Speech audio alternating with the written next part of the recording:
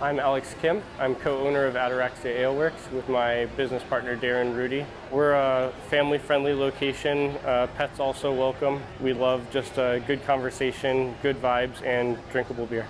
We have our core beers always on tap, which are Cowbell IPA, More Cowbell Double IPA, Harambe Helles Lager, Lekker Before Beer Belgian Blonde, Recluse Brown, and Pale McPaleface Pale Ale.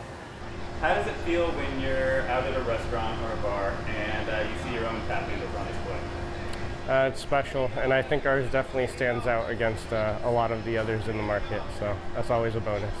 We would just kind of look for things online for inspiration on the design of the tap handle itself, and then working hand in hand with the design team, we were able to come up with our final design that we really were happy with.